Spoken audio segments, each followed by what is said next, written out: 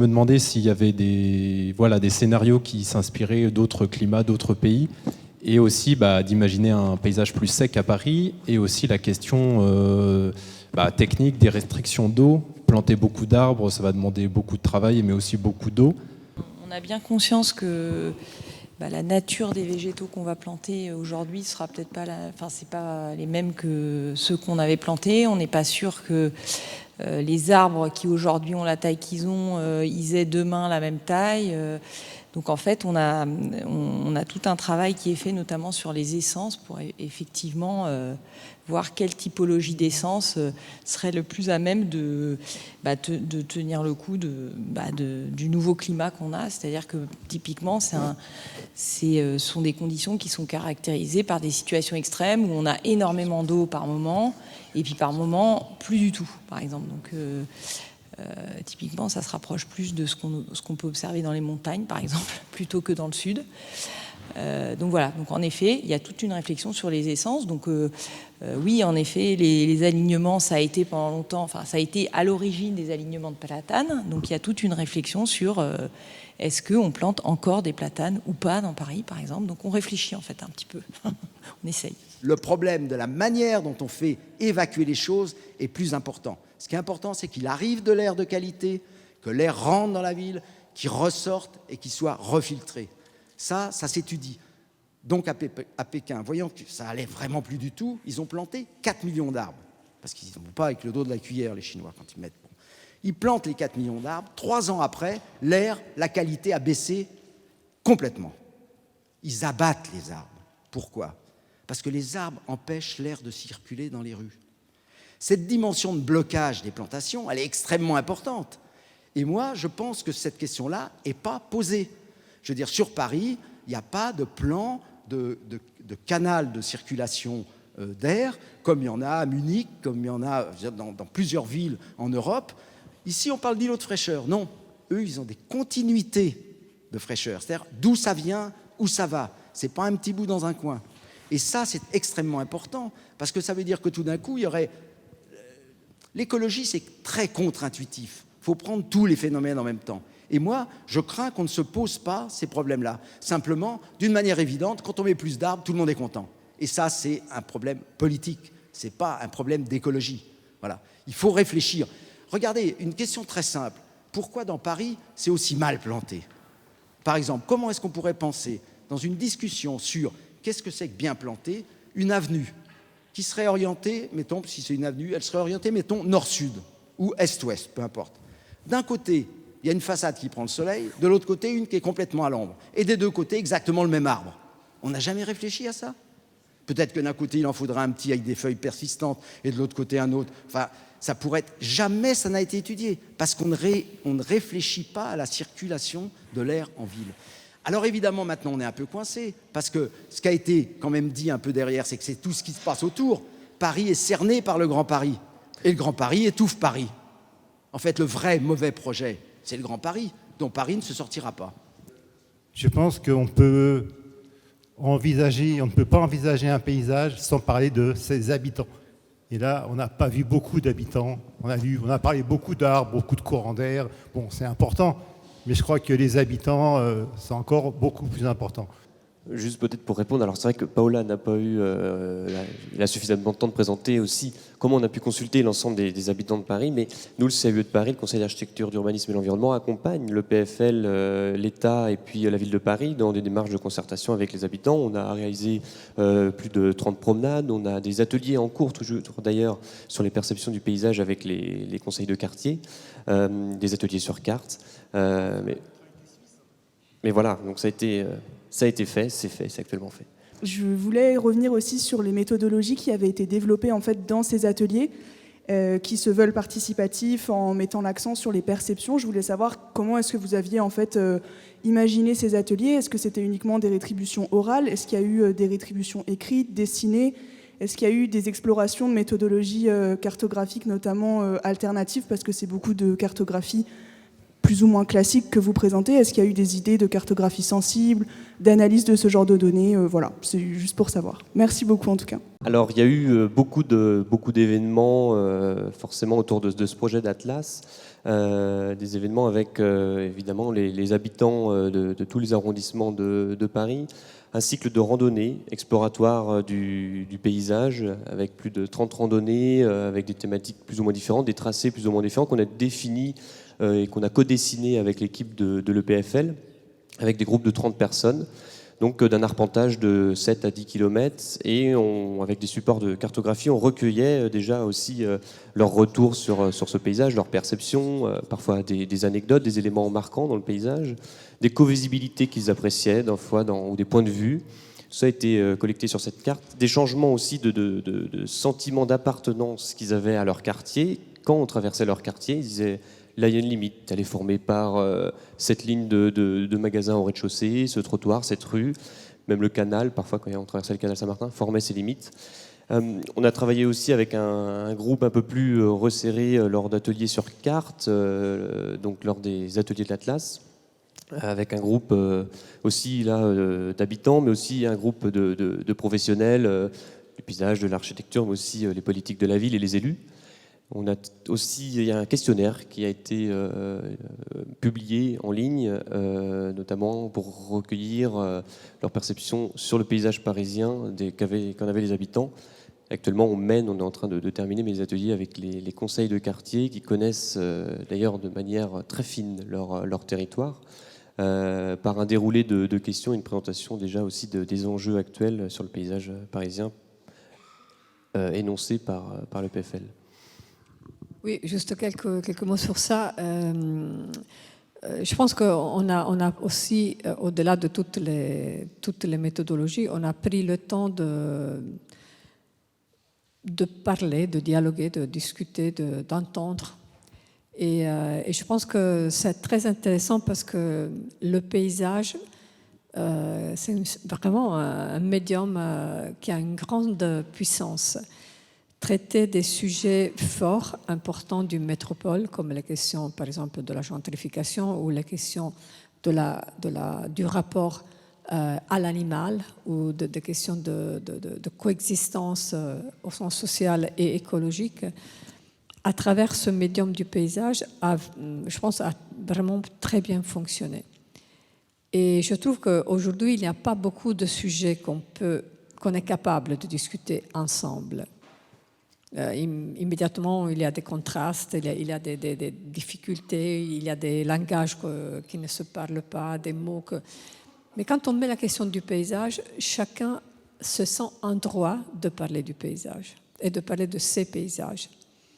Et je trouve que c'est, en ce moment, justement parce qu'on traverse des moments compliqués où on doit changer complètement notre système de valeurs fondamentalement, le paysage peut jouer un rôle même politique très intéressant parce qu'il nous permet de parler, de se parler, de construire des nouvelles relations, de dialoguer.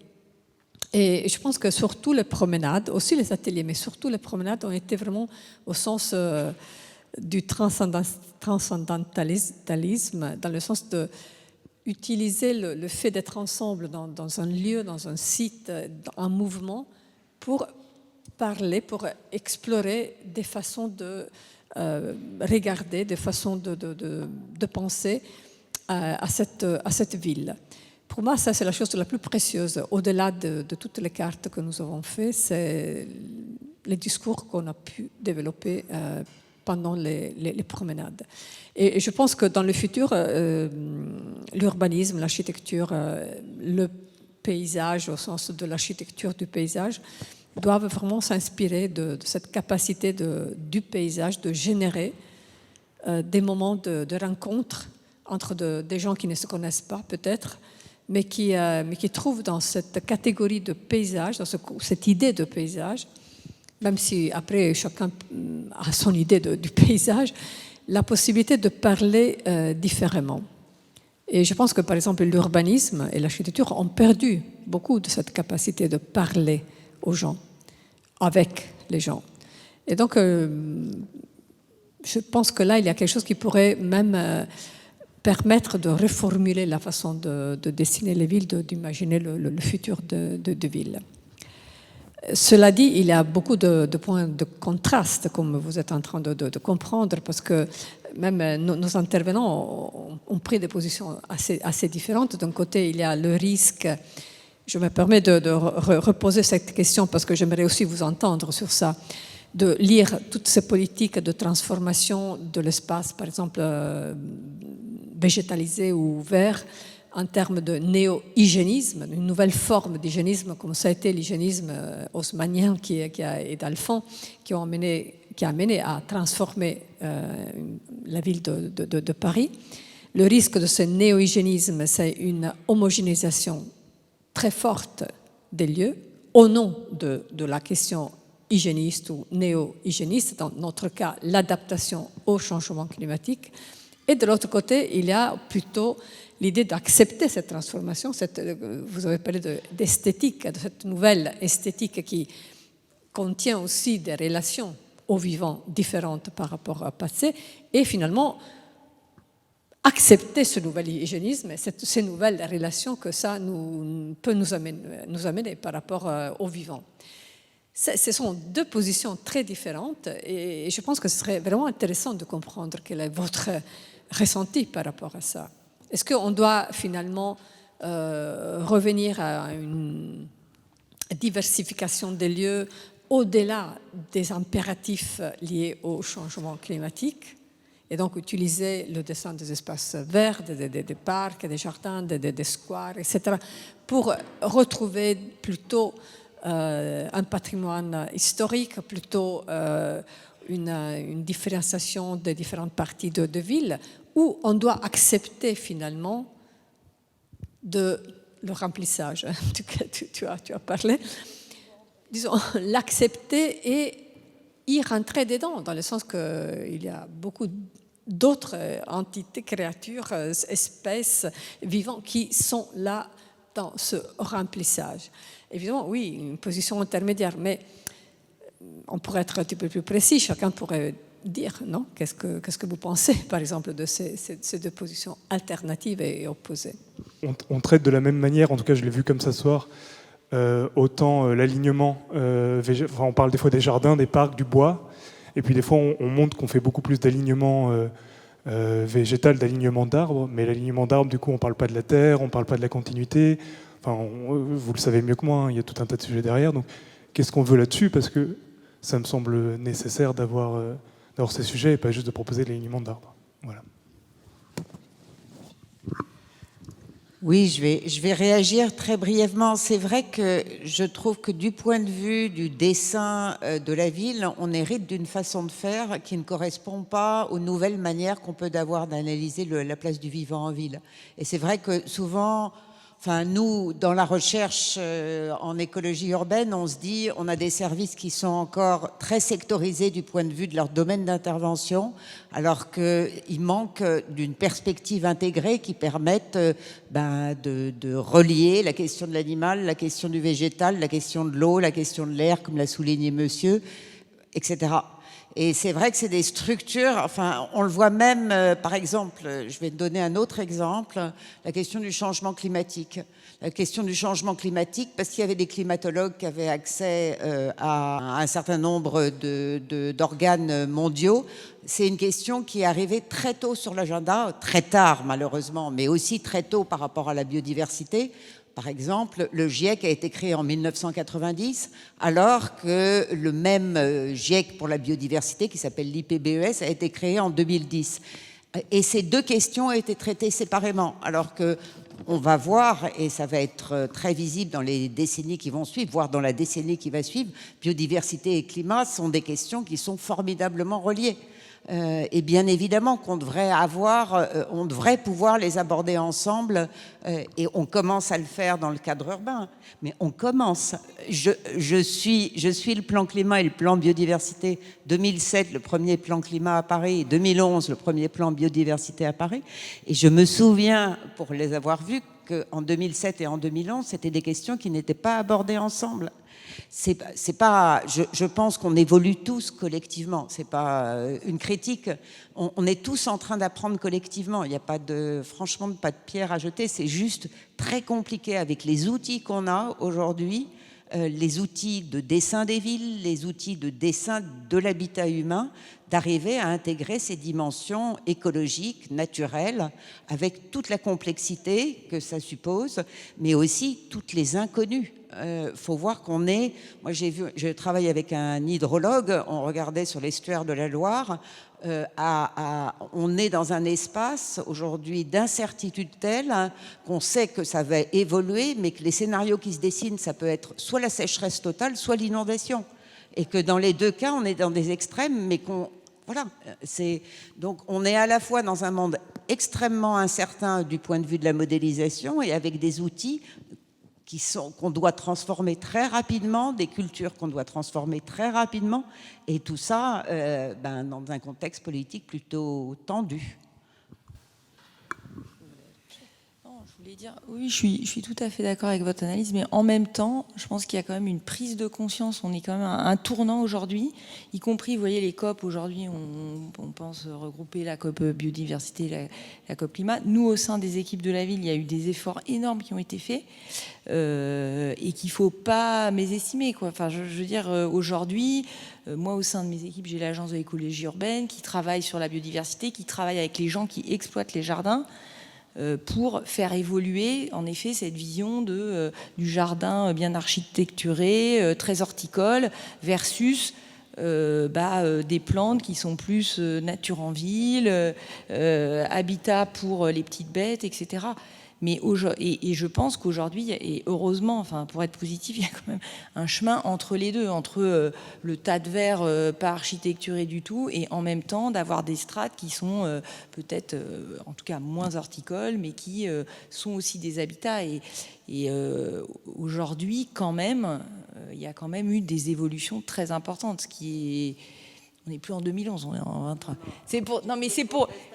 C'est juste pour qu'il y ait un peu d'espoir, sinon... Je voudrais interroger Paola sur la différenciation que vous faites entre les villages et ce que vous avez appelé les couloirs métropolitains, si j'ai bien compris. Les communs. Donc, c'est un petit peu un long travail pour conceptualiser un petit peu l'articulation de l'espace métropolitain de Paris, qui ne rejette pas l'idée qu'il y a des lieux, disons, appropriés, qui consistent à une sorte d'espace de proximité dans lequel quelqu'un nous a dit il y a même des formes de solidarité qu'on imagine de ne pas trouver dans une grande métropole, mais qu'on trouve encore quand même le café dans lequel on laisse les clés de l'appartement. Ce sont des choses assez petites, mais qui font partie quand même d'un sens d'appropriation peut-être de l'espace qu'on n'a pas pour tout Paris. On a juste dans certains endroits dans lesquels on vit. Donc le village n'est pas un lieu que résidentiel, que fermé. Non, c'est pas ça la question. C'est plutôt l'idée de type de relation qu'on va tisser avec certains espaces dans lesquels on habite et qui nous permettent de dire que même dans une métropole, on se sent dans un lieu duquel on peut s'approprier. Donc c'est une version assez laïque, je dirais, de la question de village, assez très ouverte, qui ne touche pas ni à la tradition, ni à, je ne sais pas, à la fermeture, mais qui regarde plutôt le type de relation qu'on peut tisser dans certaines parties d'une grande ville, qui en plus c'est une ville capitale et dans laquelle on a donc un dépôt, une quantité d'équipements, d'infrastructures qui font partie du rôle de capitale de cette ville. C'est ce qu'on appelle le commun métropolitain. Donc, alors, ce sont des mots sur lesquels on continue à travailler, qu'on a aussi discuté cet après-midi, et qui marquent une évolution à partir de ce que Hazan appelait les zones franches, qu'on peut reconnaître entre les villages. Donc le terme zone franche pose de problèmes parce que les gens qui habitent dans une zone franche sont d'habiter pas dans le bon endroit. Donc on a fait évoluer ce type de définition, toujours en reconnaissant le fait qu'on a l'impression dans l'espace parisien de rentrer et de sortir. Non, à l'intérieur de Paris, on sait qu'on rentre et on sort. Et donc, finalement, il y a des transitions, il y a des espaces qui ne sont pas en intérieur, mais sont plutôt des lieux de passage, des lieux de flux.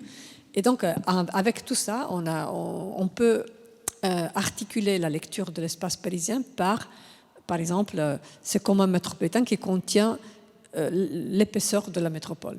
C'est-à-dire ce qui fait que ceci n'est pas juste une collection de villages, mais c'est une métropole.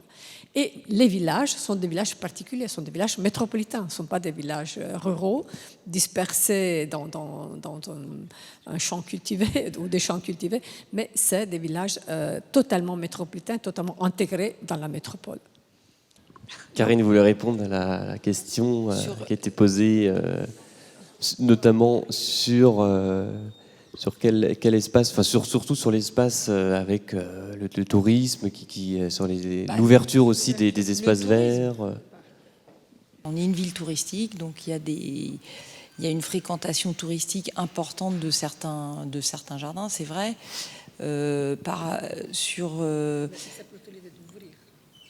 L'idée d'ouvrir, l'idée surtout, c'est aussi de diffuser et d'élargir les jardins quand on les ouvre, c'est-à-dire de les ouvrir sur l'espace tout en les faisant aussi déborder sur l'espace public. Et donc, en général, les ouvertures, elles s'accompagnent d'un apaisement autour du jardin et d'une augmentation de leur surface. Vous avez montré une photo d'une forêt urbaine. Vous pouvez nous dire dans quel quartier c'est ? Ce n'est pas à Paris, c'est dans une autre ville. D'accord. Et en plus, c'est un projet, donc on voyait bien. On ne fait pas ça. D'accord, merci. Et c'est comme pour la Seine, ce n'était pas non plus la sécheresse de la Seine, ce n'était pas non plus à Paris. Je vais juste préciser, c'est une image qui était expressément une provocation pour dire attention. Qui n'est pas à Paris, mais il pourrait y être à n'importe où. La question, c'est justement, ce n'est pas simplement une question de avoir des stratégies hygiénistes, mais le problème, c'est d'avoir en effet une stratégie que si ça devient une problématique uniquement de végétalisation pour la biodiversité, le risque, c'est qu'on perd ce qu'est le projet. Et le projet, c'est une projection vraiment sérieuse à prendre en compte de ce qu'on voit et ce qu'on pense demain notre société et notre ville. Si on perd le projet et si on travaille simplement sous forme de stratégie, nous ne préparons pas en effet le futur. On répond à une condition qui est difficile aujourd'hui, qui sera peut-être même plus catastrophique demain, mais en réalité on répond, mais on ne prépare pas. Et ça, c'est à mon avis un peu un discours, je pense, important. C'était le mot de la fin. Merci à toutes et à tous. Merci pour votre participation.